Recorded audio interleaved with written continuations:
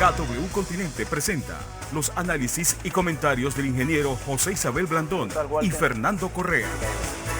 Muy buenos días, Panamá. Hoy es jueves 28 de enero, un día en el que empezamos con las grandes críticas que sigue habiendo contra la designación de Ana Matilde Gómez. Y allí, pues, Zulay Rodríguez dijo que espera que ella misma retire, o que la Cancillería retire esta postulación. Una postulación que se hace para 4 posiciones que se abren este año, pues debido a renuncias y decisiones en las jueces actuales. Ya hay 5 países que han postulado, pues hasta ahora la de mayor fuerza es la de postulación de Costa Rica. No olvidemos que eso, pues, ahí tiene su sede. ¿Qué van a hacer los restauranteros a partir del lunes? Y es una gran incógnita en medio de un sector que agoniza. Dicen ellos que no creen que resista el 60% de los restaurantes actuales con las nuevas medidas y no aguantar más un mes de encierro.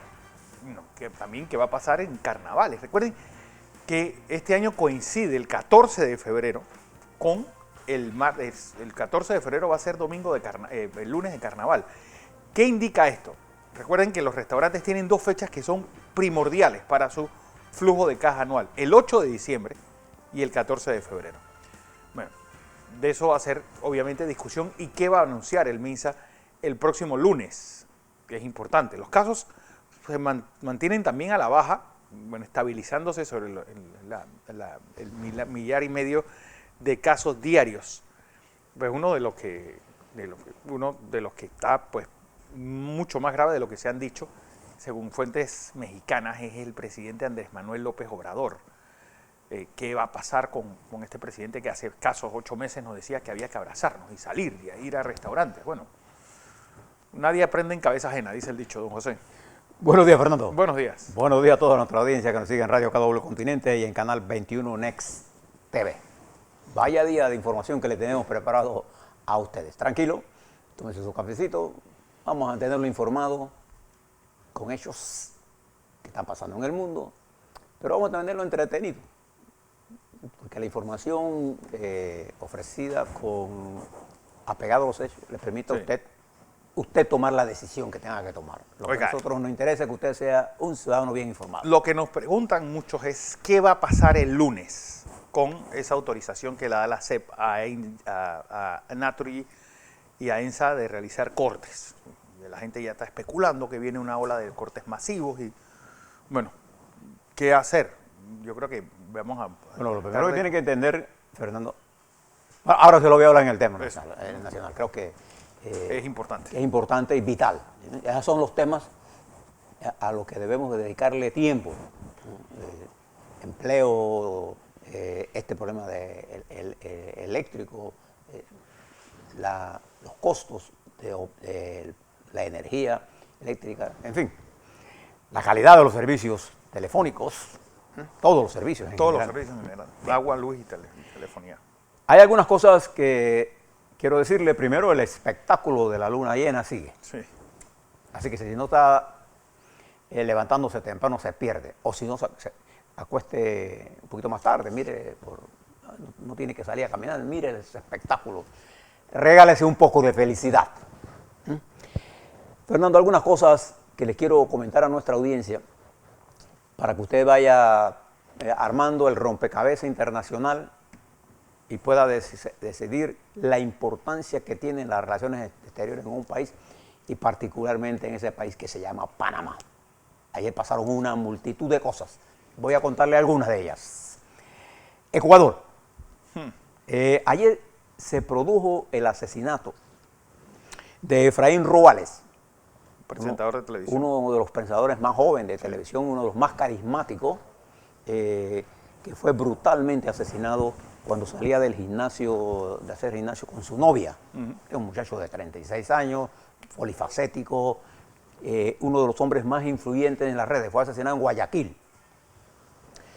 la mañana de ayer. Y esto ha conmocionado a Ecuador, de si se puede conmocionar más de lo que ya está. Este muchacho fue el que hizo serias acusaciones contra el manejo poco transparente del gobierno del señor Lenín Moreno. Pero además, un hombre, muchacho, joven, de gran influencia en la opinión pública de Ecuador. Pero en simultáneo, antes que vea pasado ese asesinato, antes de eso, el ministro de Salud de Ecuador, Juan Carlos Ceballos, se llama este caballero, el doctor, hace que con la llegada de las vacunas le den prioridad a toda su familia. ¿Qué le parece? Y esto generó una ola de indignación en Ecuador, que recuerde, está en medio de un proceso electoral. Todas estas nuevas noticias que surgen están replanteando la profunda crisis política que vive ese hermano país. Y ayer me llegaron las últimas encuestas y sobre ellas vendrán más, ¿no? Yo les voy dando a medida que me van llegando. Algunas tienen otros números. Usted tómela como referencia nada más. Le doy las que me llegaron ayer. De acuerdo a la última, hay 3 candidatos, recuerde que son los que realmente están en jugada. Andrés Araúz, 39%, Guillermo Lasso, 22% y Yaco Pérez, 14%. Esta es una encuesta, hay otras encuestas que tienen el inverso, tienen a Lasso arriba y a Araúz de segundo. Y siempre aparece en un tercer lugar. Este es el mejor tercer lugar que yo he visto del líder indígena Yaco Pérez. Es un hombre que surge en la palestra pública. Acuérdense que Lasso ya ha corrido, incluso fue el candidato que le hizo una pelea cabeza a cabeza a Lenín Moreno, perdió por 2 puntos. El otro es un joven de 31 años que fue ministro de Correa, es su primera experiencia como candidato presidencial, igual que el de Yaco Pérez, que es un dirigente indígena muy conocido en Ecuador. Pero la situación de Ecuador es hartamente compleja. Témoslo ahí, eso es un país muy ligado a nosotros históricamente, Fernando. No solamente eso, sino que es la flota ecuatoriana es cuarta o quinta de barcos que pasan por el Canal de Panamá. Un usuario del Canal de Panamá y un país que utiliza nuestras zonas libres de importación. Copió una parte, bueno, un panameño hizo el modelo de dolarización de Ecuador, para que sepan. Y nos liga muchas cosas a Ecuador. Y la suerte de Ecuador entra el 7 de febrero a la fase A. Si alguien saca mayoría, será el presidente. Todo pareciera indicar que va a haber una segunda vuelta, que será en abril. Tome ese punto allí. Tome el caso del Perú, por ahí mismo, y se dará cuenta los grados de desesperación que hay en ese país. La gente pide la destitución del ministro de Salud. Hay problemas de toda clase de inestabilidad política, social. Ahora los grupos están pidiendo reforma constitucional.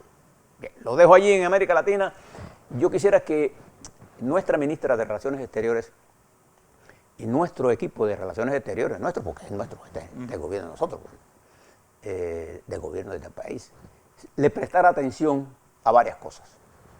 En primer lugar, le prestara atención a la conferencia de prensa que el secretario de Estado, ya confirmado, Anthony Blinken, hizo el día de ayer. Fue su primera conferencia de Estado como secretario de Estado. Y a las declaraciones que hoy aparecen en Metro Libre de la designada embajadora de los Estados Unidos a Naciones Unidas, la doctora Linda Thomas, con respecto a ella dijo que Estados Unidos promete más dureza contra China. Pero quiero centrarme en lo que dijo el señor canciller, el secretario de Relaciones Exteriores, secretario de Exteriores de los Estados Unidos, ayer. Se refirió a varios temas y dijo que quería llevar un poco de calma al mundo, pero que habían 3 países a los cuales él tenía que decirle con claridad al mundo. Uno fue Rusia, otro fue China y el otro fue Irán. Con respecto a Rusia, él sí planteó la necesidad de Estados Unidos, que ya el presidente Biden había hablado con Putin sobre la prolongación del tratado SAL 3, sí, que tiene que ver con los misiles nucleares de alto rango, en la cual el presidente de los Estados Unidos le solicitaba a Putin que se extendiera. De hecho, ayer, yo lo que le voy a decir, sin mediar absolutamente nada. Y miren el poder de Putin. Mientras Putin estaba hablando en Davos, él está en Moscú, pero hablando por teleprompter, o por comunicación Zoom, por lo sea que esté hablando, no era una reunión presencial. La Asamblea de Rusia, el Parlamento ruso, aprobó sin ninguna condición la extensión del Tratado SALT III, como un testimonio o como una jugada inteligente de Putin tratando de bajar la aplanadora de los puntos de vista del señor Biden. Recuerde que en la relación Putin-Trump fue favorable a Putin. Porque una cosa es poner sanciones a fulanito y a sutanito y una cosa es lo grueso.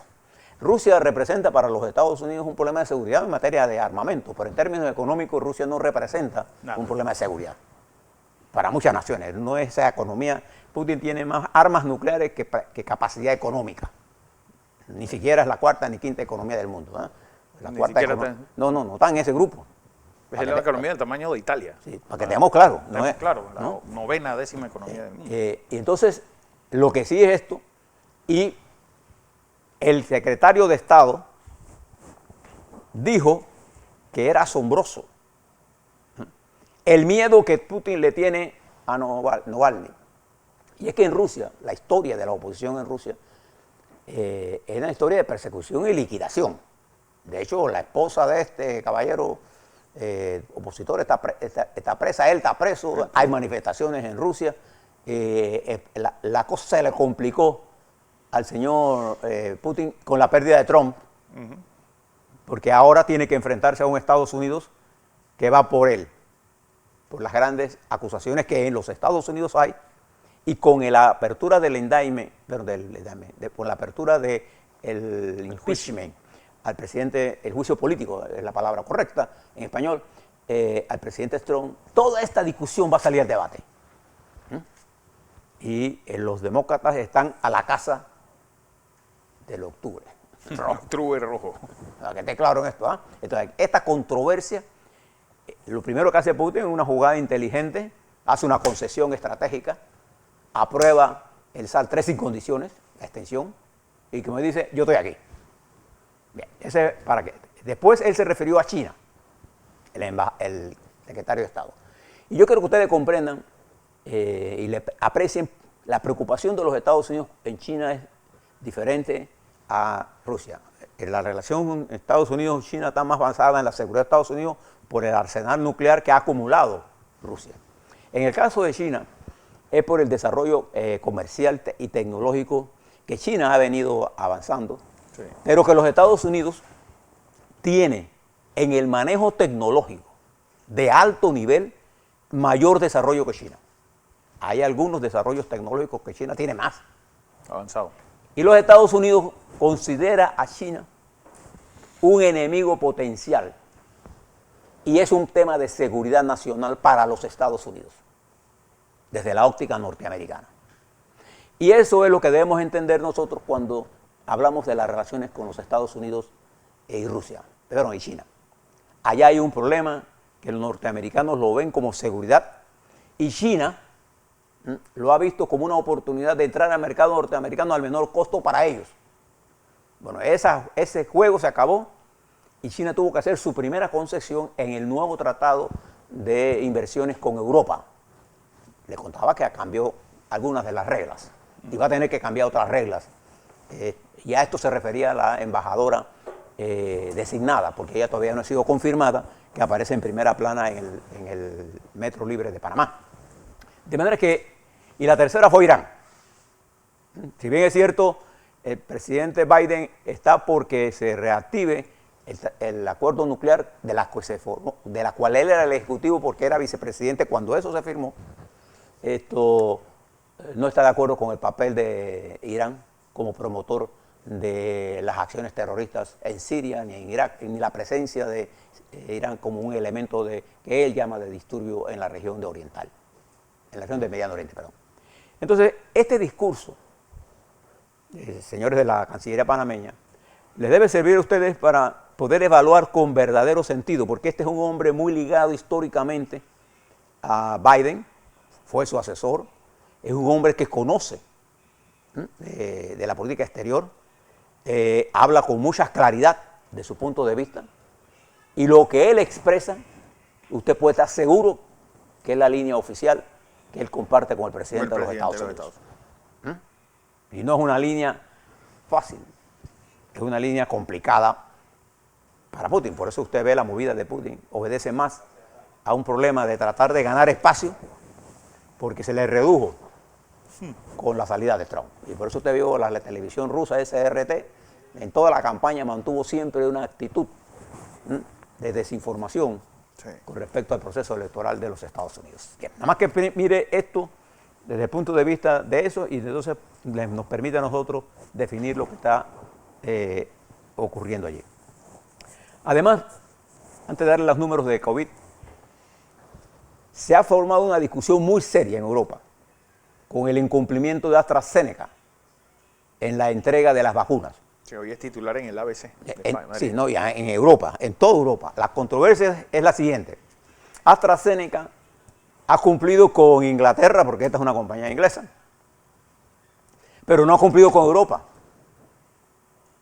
Y se ha generado una polémica entre Europa, Inglaterra, y los europeos le están exigiendo a AstraZeneca permiso para divulgar el contrato confidencial. Recuérdese bien, y Panamá, nosotros fuimos signatarios. Yo he visto mucha gente aquí que dice cosas, se hace cuenta. Cuando uno firma un acuerdo con una empresa que está manejando un fármaco o una vacuna que tiene un determinado nivel de uso limitado, por los permisos que tiene, la farmacéutica hace acuerdos de confidencialidad y usted no puede divulgar nada de lo que está escrito ahí, nada, si no tiene la vacuna, pues. Claro. Ellos son un poder extranacional.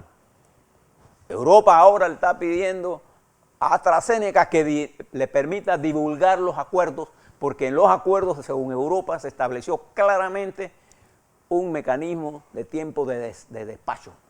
Y no es que venga ahora AstraZeneca a decir, no, nosotros no podemos, solo le estamos entregando a Inglaterra. Y le doy la cifra, 95% de la vacuna está en manos de 10 estados. Tan simple como eso. Ese es el problema de la vacuna. Ese es el problema. 101.613.849 casos es lo de hoy. 2.198.997 fallecidos. Atención, porque en el mundo hay 74.068.673 vacunados y el mundo amanece hoy con una tasa de letalidad de 2.16%. Y acuérdense que en el marco de esto, nosotros tenemos en el mundo crisis muy grave. En este momento, en Inglaterra, estimados televidentes, radioescuchas y Fernando, se está discutiendo cómo fue posible que Inglaterra llegara a 100.000 muertos. Y a estos niveles de contagio tan amplio. Sí. Porque, ¿recuerdas desde el principio? 101.887. Muertos. Y 3.715.000. Es la cifra de muertos más alta de Europa. Sí. Y entonces, en este momento, como va a pasar en el mundo, en Inglaterra se está haciendo un balance. ¿Qué hicimos mal y qué hicimos bien? Les adelanto algunas cosas que ya están en el debate público de Inglaterra. Primero, la mortalidad es la más alta de Europa. Pero el manejo que Boris Johnson le dio a la pandemia fue primero aquella teoría de la inmunidad de rebaño natural, que se enfermara a todo el mundo. Y tuvieron después que corregir. Más tarde que lo que había hecho Europa. Recuerde que Italia, cuando nació esto, y España, comenzaron a cerrar rápidamente. Sí. El que más rápidamente actuó con eso fue Corea del Sur, que cerró con mano puño, y China. Y Japón. Y Japón. Sí, Asia particularmente. Entonces, Boris Johnson manejó esto y vino a cambiar cuando cambió y él mismo cogió el COVID. ¿Se acuerdan? Entonces, en este momento hay en Inglaterra una discusión. Y una de las áreas más afectadas en Inglaterra ha sido los asilos de los ancianos. Sí.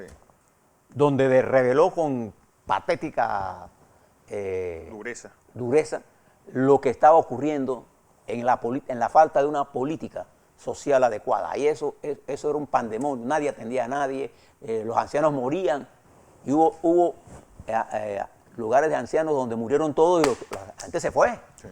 Los abandonados, muertos. Se morían ahí ahogados entre ellos mismos.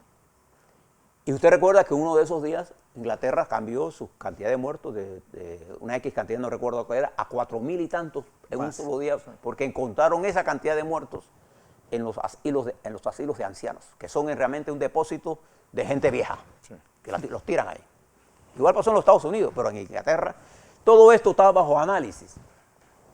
Y ahora el presidente, el primer ministro apuesta a una vacunación masiva. Y lo que está ocurriendo en el mundo es que los grandes países poderosos se están apropiando de la vacuna. Bueno, ya el presidente Biden ha dicho que va a ordenar la compra de 200 millones más para vacunar a 200 millones de americanos adicionales. Entonces, esto lo que está haciendo es que se está concentrando en unos países y el resto nos estamos quedando sin vacuna. Y esto nos plantea un problema a nosotros.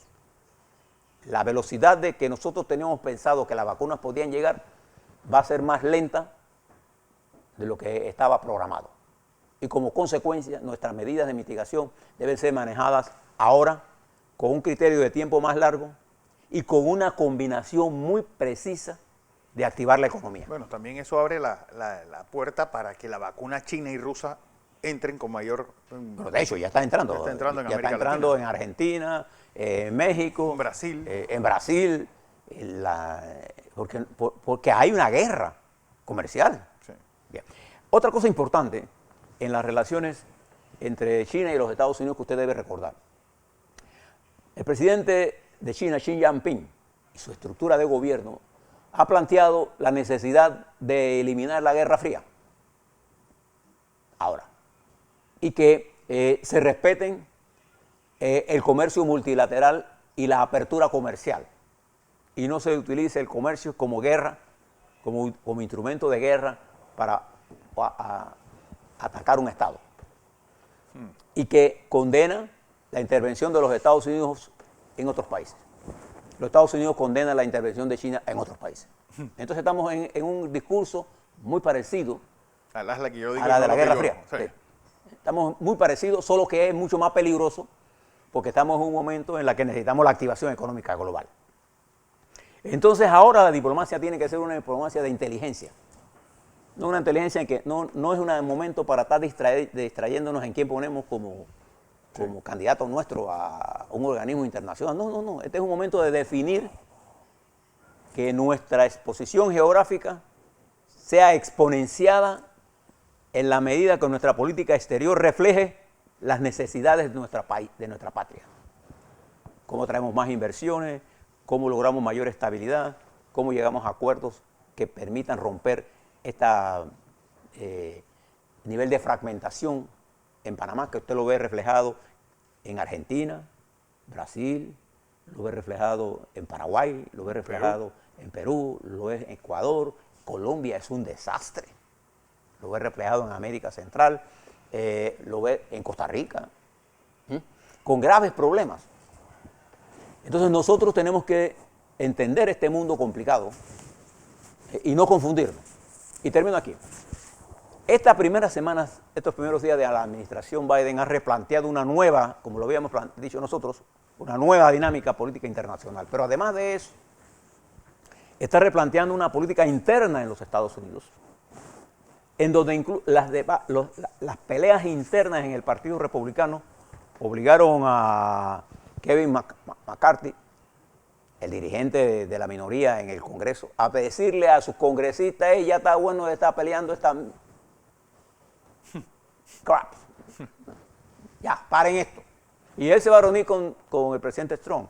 Va a haber un juicio Trump. O sea, el Partido Republicano va a enfrentar luchas internas muy poderosas. Y además, el Departamento de Seguridad Interna de los Estados Unidos hace un llamado a la posibilidad de que nuevos atentados terroristas por minorías racistas y derechistas de los Estados Unidos se produzcan. Bueno, ahora resulta que el tal jefe del fundador de los Proud Boys fue confidente del FBI. Fue un hombre que estuvo al servicio del FBI Así que ¿hasta qué punto está entrelazado todo lo que está pasando en Estados Unidos con una gran teoría de la conspiración? Siempre pasa eso dentro de los radicales. Entonces hay investigaciones en los Estados Unidos muy fuertes corriendo, hay un proceso de polarización interna, pero el gobierno del presidente Biden se mueve a una velocidad que acelera también la confrontación interna en los Estados Unidos. Prestémosle atención a todo eso, démosle seguimiento a lo que está ocurriendo en el mundo. A la vuelta, vamos a hablar de COVID-19. Quiero hablarle de la discusión que se intenta hacer en la Asamblea con la reapertura de un proyecto que para mí es un elemento nuevo de distracción, que es si las empresas que hacen acuerdos con la Procuraduría General de la Nación deben o no ser contratadas. Yo creo que los diputados y los periódicos que hacen estas noticias deberían leer A, la Constitución de la República de Panamá, B, los tratados internacionales de corrupción que nosotros hemos firmado, y 3, la ley panameña. Claro. Ahora le hablo sobre esto también y qué está pasando con el diálogo de la Caja de Seguro Social y quizás el motor más importante, dada la prolongación de esta crisis en el tiempo, ¿qué vamos a hacer en el empleo? A la vuelta hablamos de todas esas cosas en el mundo nacional.